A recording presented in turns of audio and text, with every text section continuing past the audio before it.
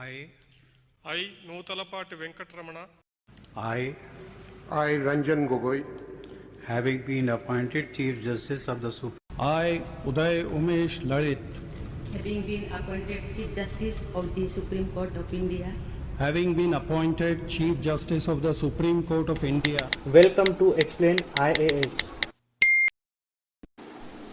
Hello everyone, welcome to Explain IAS. Yes, you are thinking right. We are discussing whatever you see in the intro. Now, we are going to discuss about Chief Justice of India. But why? Because recently Chief Justice of India UU Lalit takes oath and will take over as a 49th Chief Justice of India. In this video, we will going to discuss regarding about the brief history of Chief Justice of India, then about the work of Supreme Court, and in detail the tenure and other things related to the Chief Justice of India.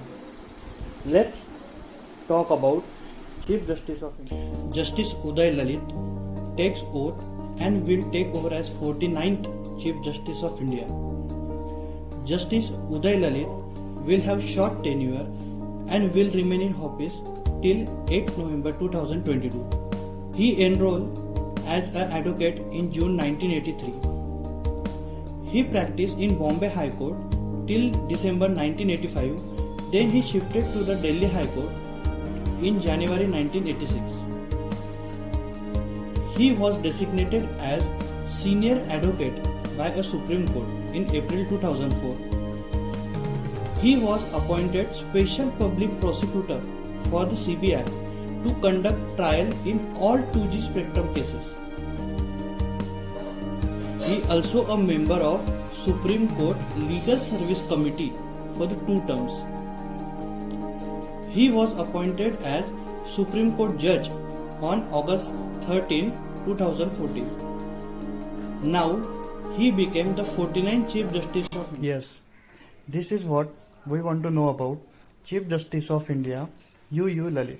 Now, let's talk about the Supreme Court of India, how its formation took place and its constitutional liability and the different articles which protect the Supreme Court of India.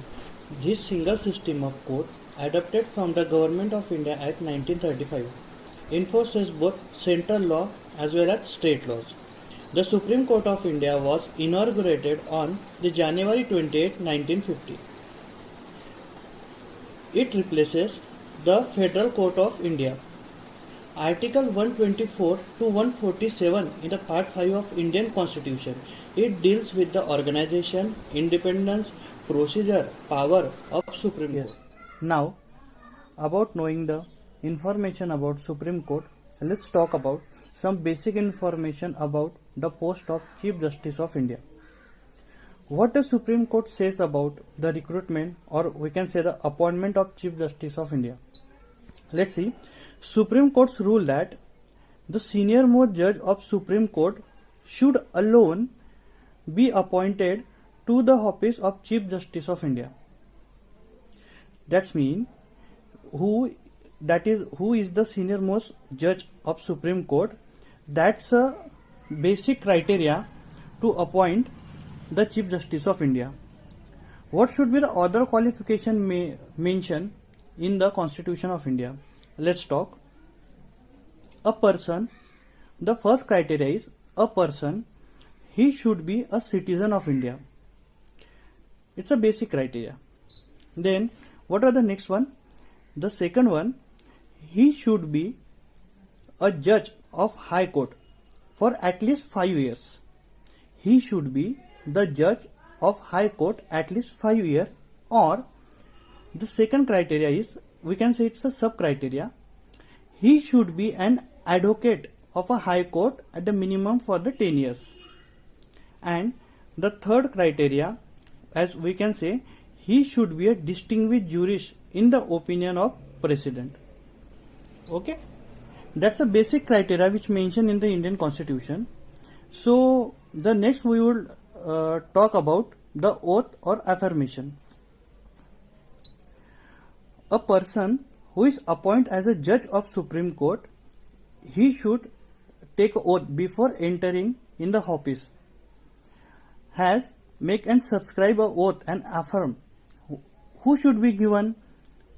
The oath is given by the I, President of Uday India. Umesh Lalit, Having been Now, appointed Chief Justice the of basic the Supreme Court. Tenure. What should be the tenure mentioned in the Indian Constitution? The tenure of judges. We basically say that there is not a specific tenure mentioned in the about the judges of Supreme Court. What they say about that? He hold the office until he attain the age of 65 years, and any question regarding his age shall be determined by the authority which provided by the Parliament. If any concern or any question raised against the age of the Chief Justice of India, that should be solved or administered by a committee which is specifically provided by the Parliament of India. And second, when he want to resign, then he should have provide his resignation in the written format to the President of India. Okay, that's the thing. And if we are talking about the salary and allowance, that should be decided by the Parliament of India. We hope you feel the video informative, and do share the video with your friends and colleagues, because sharing of knowledge is a basic unit to learn a new thing. Thank you.